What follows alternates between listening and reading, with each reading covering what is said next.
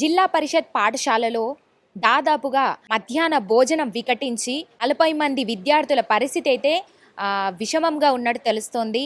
ఈ సంఘటన నారాయణపేట్, ముగునూరు జిల్లా పాఠశాలలో చోటు చేసుకున్నట్టుగా కూడా పూర్తిగా అయితే తెలుస్తోంది. ఇలాంటి సంఘటనలు మనం గతంలో కూడా చాలా చూసాం. ఏదైతే గురుకుల పాఠశాలలో ముఖ్యంగా మనం మాట్లాడుకుంటే గనక గురుకుల పాఠశాలలో విద్యార్థుల పరిస్థితి ముఖ్యంగా ఫుడ్ పాయిజన్ అయ్యి చాలామంది ఇట్లా అస్వస్థకు గురవడము, ఆసుపత్రి పాలవడము, కొంతమంది పరిస్థితి విషమంగా మారడము, వాళ్ళ తల్లిదండ్రులు వచ్చి గొడవ చేయడము, ఇలాంటి సంఘటనలు చాలా చోటు చేసుకున్నాయి గతంలో, మనందరికీ తెలిసిన విషయమే. ఈరోజు నారాయణపేట్ గురుకుల పాఠశాల ఏదైతే ఉందో మూగునూరు పాఠశాలలో జిల్లా పరిషత్ ఉన్నత పాఠశాలలో అయితే ఈ సంఘటన చోటు చేసుకుంది. దాదాపు 40 మందికి కూడా ఫుడ్ పాయిజన్ అయ్యి కూడా వాళ్ళు 40 మంది విద్యార్థులు అస్వస్థకు గురయ్యారు. దాదాపు అందులో నుంచి 9 మంది బయటపడ్డారు. ప్రస్తుతం వాళ్ళని మహబూబ్ నగర్ జిల్లాలోని మక్తల్ ప్రభుత్వ ఆసుపత్రికి అయితే తరలించినట్టుగా తెలుస్తోంది. అందులో ఒక 8వ తరగతి చదువుతున్నటువంటి విద్యార్థిని పరిస్థితి అయితే చాలా విషమంగా ఉన్నట్లయితే అక్కడ ఉన్నటువంటి వైద్యులు చెప్తున్నారు, అక్కడ ఉన్నటువంటి సిబ్బంది కూడా తెలియజేస్తోంది. అదేవిధంగా పాఠశాల నిర్వాహకులు ఎవరైతే ఉన్నారో ఇట్లా జరిగినటువంటి మరుక్షణం తల్లిదండ్రులకు కూడా ఇన్ఫామ్ చేయకుండా డైరెక్ట్గా కూడా ఆసుపత్రికి అయితే తరలించడం జరిగింది. వాళ్ళ పరిస్థితి కొంచెం మెరుగుపడితే కానీ తల్లిదండ్రులకు చెప్పబోమంటూ కూడా వాళ్ళు తెలియజేయడం జరిగింది. అంటే ఇది ఎంతవరకు కరెక్ట్? ఎందుకంటే మనం గతంలో చూసినప్పటికీ ఇప్పుడు చూసిన సంఘటన ఏదైతే నారాయణపేట జిల్లా పరిషత్ పాఠశాలలో చోటు చేసుకున్నటువంటి సంఘటన అంతా ఇంత కాదు. ఎందుకంటే ఎందుకు ఇట్లాంటి ప్రభుత్వ పాఠశాలల్లో ఇలాంటి సంఘటనలు ఎందుకు చోటు చేసుకునే? ముఖ్యంగా చదువుకునే విద్యార్థుల పట్ల ఎందుకు ఇంత నిర్లక్ష్యంతో ఉంటున్నారు? ఎందుకు ఇంత నిర్లక్షణ ధోరణితో ఉంటున్నారు? ఎందుకు కొంచెం కూడా అంటే బాధ్యత కలిగి ఉండడం లేదు స్కూల్లో, ముఖ్యంగా స్కూల్ యాజమాన్యం? గురుకుల పాఠశాలలోనే ఇట్లాంటి సంఘటనలు బాగా చోటు చేసుకుంటున్నటువంటి పరిస్థితి, సందర్భం మనం చూస్తున్నాం. ఎందుకని అసలు ఇంత నిర్లక్ష్యంతో వీళ్ళు నిర్వాహకులు ఎందుకు నిర్లక్ష్యంతో ఉంటున్నారు? నిర్లక్ష్య ధోరణిలో ఎందుకు ఉంటున్నారు? ఇంత కూడా అంటే వాళ్ళకు బాధ్యతలు లేదా? అంతమంది స్టూడెంట్స్ ఏదైతే దాదాపుగా ఇక్కడ నారాయణపేట ముగునూరు ప్రభుత్వ పాఠశాలలో చదువుకుంటున్నటువంటి విద్యార్థులు దాదాపుగా 450 మంది విద్యార్థులే ఉన్నారు. దాంట్లో ఇప్పుడు 40 మందికి పైగా ఇలా జరగడం అనేది చాలా దురదృష్టం అనే చెప్పొచ్చు. అదేవిధంగా ఎంతో అంటే తల్లిదండ్రులు ఎంతో కష్టపడి పిల్లల్ని ఇలా చదివించుకుంటూ ఉంటే వీళ్ళు ఎంత బాధ్యతగా, ముఖ్యంగా ప్రభుత్వ పాఠశాలలో ఎంత బాధ్యత కలిగి ఉండాల్సినటువంటి సందర్భం. కానీ నిర్వాహకులు ఎందుకని ఇంత నిర్లక్ష్య ధోరణిలో ఉంటారు? ఎందుకు ఇట్లా ముఖ్యంగా వాళ్ళు తినేటువంటి ఫుడ్, మనం ఏది ఏమైనప్పటికీ తినే ఫుడ్ మాత్రం కల్తీ అవ్వకూడదు. ఈ మధ్యకాలంలో చూసుకుంటే ముఖ్యంగా హైదరాబాద్ ఈ మహానగరంలో బాగా కూడా ఫుడ్ ఏది చూసుకున్నా ఫుడ్కి సంబంధించి కూడా బాగా నిర్లక్ష్యంతో ఉంటున్నారు. ఎక్కడ చూసినా ఫుడ్ కల్తీ కల్తీ కల్తీ. హైదరాబాద్ అంటే ఎంత నెంబర్ 1 ప్లేస్లో ఉండేది, ఇప్పుడు ప్రస్తుతం హైదరాబాద్ అయితే ఫుడ్కి కల్తీ ఫుడ్ అంటేనే నెంబర్ 1గా మారినటువంటి పరిస్థితి ఏర్పడింది. మరి ఇక్కడ ఎక్కడ చూసుకున్నా కూడా ఫుడ్, ముఖ్యంగా చదువుకునేటువంటి చిన్న పిల్లల దగ్గర నుంచి పెద్దవాళ్ళ వరకు ఎందుకు ఇట్లా ఫుడ్ విషయంలో ఇంత నిర్లక్ష్యంగా, ఎందుకు ఇంత కల్తీ ఫుడ్ పెడుతున్నారు? ఇప్పుడు నారాయణపేట జిల్లా పరిషత్ పాఠశాలలో ఏదైతే చోటు చేసుకున్నటువంటి సంఘటన, వాళ్ళు పెట్టినటువంటి చారులో కావచ్చు, గుడ్లల్లో కావచ్చు, మొత్తంగా కూడా కల్తీ అయినటువంటివి, అసలు ఎప్పటికో పాడైపోయినటువంటి ఫుడ్ని కూడా ఈరోజు వండి ఆహార పదార్థాలు పిల్లలకైతే వడ్డిస్తున్నటువంటి పరిస్థితి ఏర్పడింది. చూడొచ్చు వాళ్ళ అసలు ఈ ఘటన కలకలం ఎంతగా రేపుతోందో అని చెప్పేసి ఈరోజు ఎక్కడ చూసినా దీని గురించే మాట్లాడుతూ ఉన్నారు. ప్రస్తుతం వాళ్ళ పరిస్థితి అయితే చాలా తీవ్రంగా ఉంది. 9 మంది విద్యార్థులు తీవ్ర అస్వస్థకైతే గురైనట్టుగా పూర్తిగా అయితే తెలుస్తోంది. వాళ్ళ మెరుగైన చికిత్స కోసం కూడా మక్తల్ ప్రభుత్వ ఆసుపత్రికి అయితే తరలించినట్టుగా తెలుస్తోంది. అయితే దాంట్లో ఒక 8వ తరగతి చదువుతున్నటువంటి విద్యార్థిని పరిస్థితి అయితే మరీ విషమంగా ఉన్నట్టయితే అక్కడ ఆసుపత్రి సిబ్బంది కూడా చెప్తా ఉన్నారు. మరి అదేవిధంగా పాఠశాలలో ఫుడ్ పాయిజన్ విషయం తెలుసుకున్నటువంటి తల్లిదండ్రులు, కుటుంబ సభ్యులు అందరూ కూడా తీవ్ర ఆందోళనకైతే గురైనట్టుగా తెలుస్తోంది.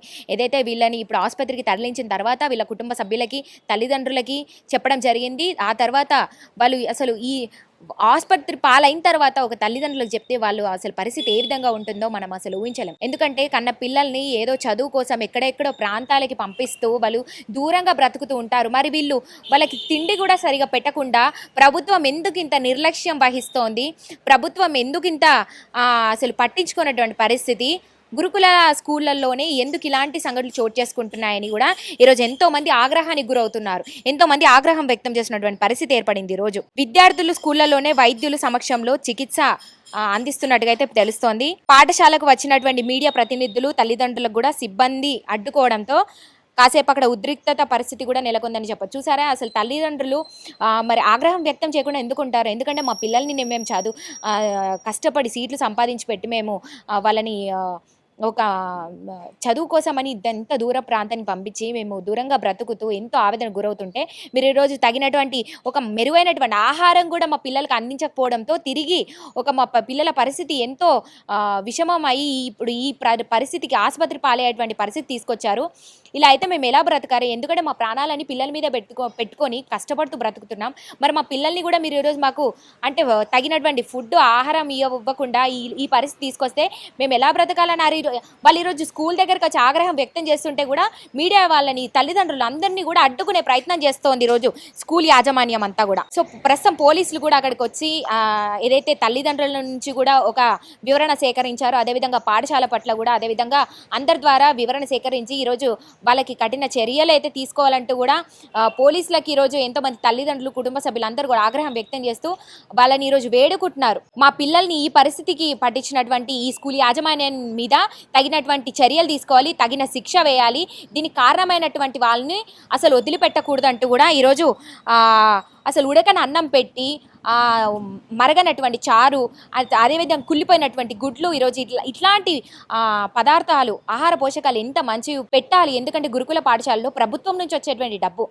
అంతా కూడా ప్రభుత్వం చూసుకునేటువంటి పరిస్థితి. అలాంటిది మీరు ఎందుకు ఇంత నిర్లక్ష్యం వహిస్తూ ఇంత దిక్కుమాలిన ఫుడ్ కూడా మా పిల్లలకి పెడుతూ ఈరోజు మా పిల్లల పరిస్థితి ఇక్కడికి తీసుకొచ్చారంటూ కూడా తల్లిదండ్రులు కుటుంబ సభ్యులు ఎంతో మంది అక్కడ ఉన్నటువంటి స్థానికులు కూడా ఎంతో మంది ఆవేదనకు గురవుతున్నటువంటి పరిస్థితి. ఈరోజు ఈ ఘటనపై కూడా మాజీ మంత్రి బీఆర్ఎస్ నేత హరీష్ రావు కూడా ఆగ్రహం వ్యక్తం చేసినట్టుగా తెలుస్తోంది. ప్రభుత్వ పాఠశాలల లేక ప్రాణాలు తీసే విషవ ఆలయాల అంటూ కూడా ఈరోజు ఎంతో సూటిగా కూడా ప్రశ్నిస్తూ ఉన్నారు. అదేవిధంగా ప్రభుత్వ పాఠశాలలు గురుకులాల్లో వరుసగా జరుగుతున్నటువంటి ఫుడ్ పాయిజనింగ్ ఇతర ఘటనల నుంచి ఆయన ప్రస్తావించారు. అక్కడ ఏదైతే మీరు చేస్తున్నటువంటి ఇంత దుర్మార్గమైనటువంటి సంఘటనలు అంతా ఇంత కాదు, ఇలాంటివి మరొక్కసారి రిపీట్ కాకుండా చూసుకోవాలని గతంలోనే చాలా వరకు కూడా ఎంతోమంది నాయకులు అంతా కూడా చెప్పడం జరిగింది. అయినప్పటికీ ఇలాంటివి చోటు చేసుకుంటున్నాయి అంటే ప్రభుత్వం ఇంత నిర్లక్ష్యంగా ఉంటుందని మనకి క్లియర్గా తెలుస్తోంది అంటూ కూడా ఈరోజు మాజీ మంత్రి హరీష్ రావు కూడా పేర్కొన్నటువంటి పరిస్థితి. ఇలాంటి గురుకుల పాఠశాలల్లో ఫుడ్ పాయిజనింగ్ ఏదైతే అనారోగ్యం పాలై ఈరోజు ఎంతో మంది పిల్లలు ఆసుపత్రి పాలయ్యారు. కొంతమంది దాదాపు 8-9 మంది పరిస్థితి కూడా విషమంగా ఉంది. అందులో నుంచి కొంతమంది మాత్రమే బయటపడ్డారు. మరింత మిగతా వాళ్ళందరి పరిస్థితి కూడా చాలా విషమంగా ఉందని తెలుస్తోంది. మరి వాళ్ళు ఎప్పుడు కానీ క్యూర్ అవుతారో ఇంకో 24 గంటలు గడిస్తే కానీ అక్కడ సిబ్బంది కూడా ఏం చెప్పలేనటువంటి పరిస్థితి. ఓ పక్క తల్లిదండ్రుల ఆవేదన, స్థానికులు కూడా ఎంతో ఆగ్రహానికి గురవుతున్నారు. ఇలా అయితే మా పిల్లల్ని గురుకుల పాఠశాలలకి ఎలా పంపించాలి, అసలు నమ్మకమే లేకుండా పోతుంది ప్రభుత్వం మీద మాకంటూ కూడా ఎంతో మంది ఆగ్రహానికి గురవుతున్నటువంటి పరిస్థితి ఈరోజు. కానీ ఇప్పుడు అక్కడ ట్రీట్మెంట్ తీసుకుంటున్నటువంటి విద్యార్థులు అయితే కొంతవరకు క్షేమంగా ఉన్నారు. మిగతా కొంతమంది పరిస్థితి విషమంగా ఉంది. దాంట్లో నుంచి ఒక విద్యార్థిని పరిస్థితి అయితే మరీ విషమంగా ఉన్నట్టయితే తెలుస్తోంది. ఇలాంటివి గతంలో చెప్పాము రిపీట్ చేయొద్దు అని, ముఖ్యంగా ఫుడ్ మీదనే రిపీట్ అవుతూ వస్తున్నాయి. మరొక్కసారి రిపీట్ అయితే కనుక బాగోదంటూ కూడా ఈరోజు హరీష్ రావు కూడా విద్యార్థుల పట్ల నిల్చున్నటువంటి సందర్భం కూడా మనం చూడొచ్చు. అదేవిధంగా మరి జెన్యూన్గా మాట్లాడుకుంటే ప్రభుత్వ పాఠశాలలోనే ఎందుకు ఇట్లాంటివి చోటు చేసుకుంటున్నాయి, పిల్లల జీవితాలతో ఆడుకుంటారా అంటూ కూడా ఎంతో మంది ఆగ్రహానికి గురవుతున్నటువంటి పరిస్థితి ఏర్పడింది. చూశారు కదా నారాయణపేటలో గురుకుల పాఠశాలలో ఏ విధంగా 40 మంది ఈరోజు అస్వస్థతకు గురయ్యారు. ఒక 9 మంది పరిస్థితి అయితే మరీ విషమంగా ఉంది. ఒక 8వ తరగతి చదువుతున్నటువంటి విద్యార్థిని ఆరోగ్యం అయితే చాలా విషమంగా ఉందన్నట్టు కూడా అక్కడ సిబ్బంది అదైతే వైద్యులు చెప్తున్నారు.